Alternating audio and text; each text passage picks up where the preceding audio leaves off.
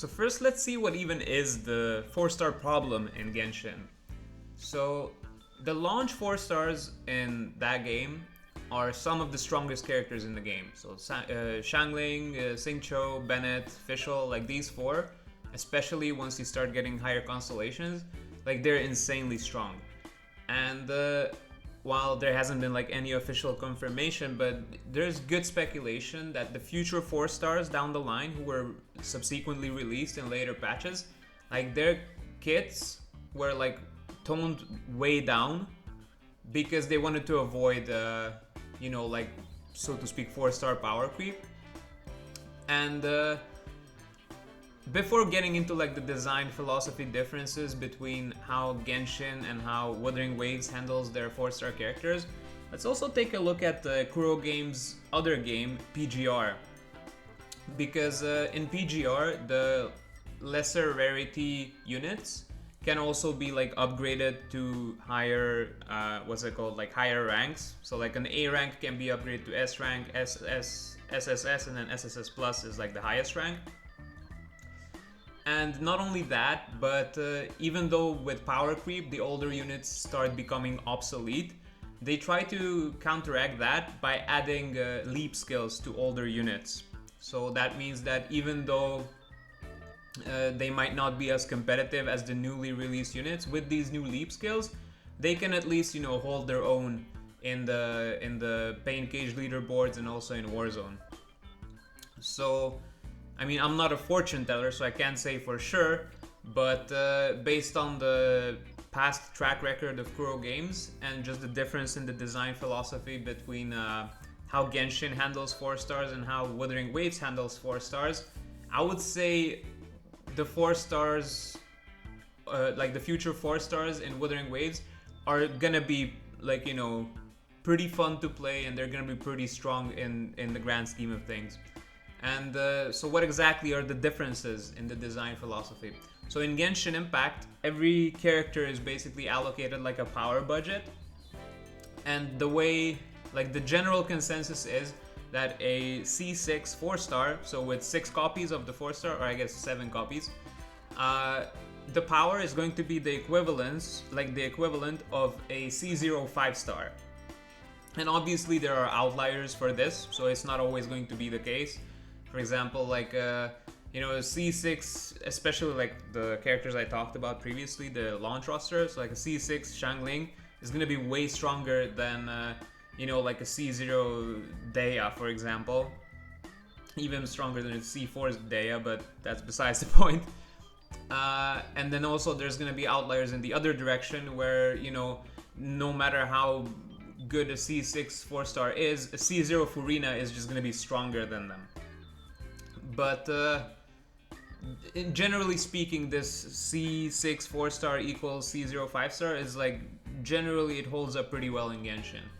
And the way it works in Wuthering Waves, so far at least, I mean, we don't have that many characters, but based on the launch roster,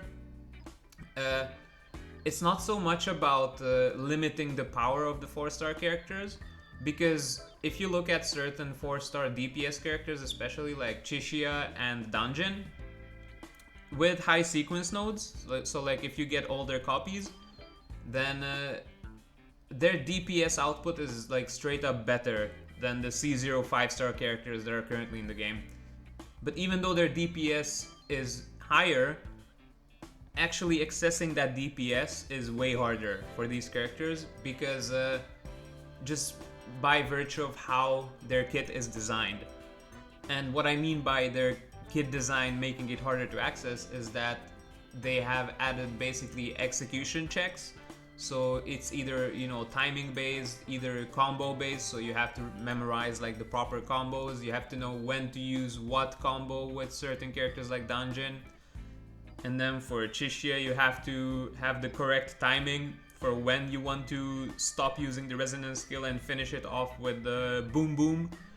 And like just these things makes it so that if you give the average player an S6 Dungeon and you give the average player an S0 GN, the S0 GN will by far outperform the S6 Dungeon even though theoretically and also in practice, if you are good enough with the character, the S6 dungeon will be doing more damage.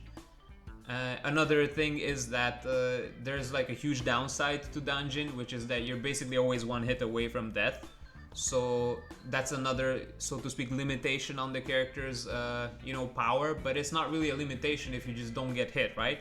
So the way I see it is similar to how in Street Fighter 4, for example, I know I'm an old head and I always go back to fighting games when I bring up these examples, but in that game, for example, Akuma, he was considered one of the best characters in the game, and also Seth was considered one of the best characters in the game, and both of those characters, they, even though they were, like, as far as their power level goes, they were very strong.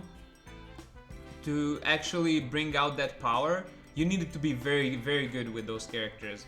So the average Akuma player was way weaker than the average Ryu or Sagat player, simply because those other characters were much easier to play, and getting their power, like getting their max potential out, was way easier for the average player. So I feel like this is the same situation here in Wuthering Waves, where if you take, like, the best dungeon players and you take the average dungeon player, the average dungeon player is gonna be like 20,000 retries because they get clipped by a hit, and then the best dungeon player is gonna be like, oh, I cleared this hologram boss in 1 minute because I do so much DPS.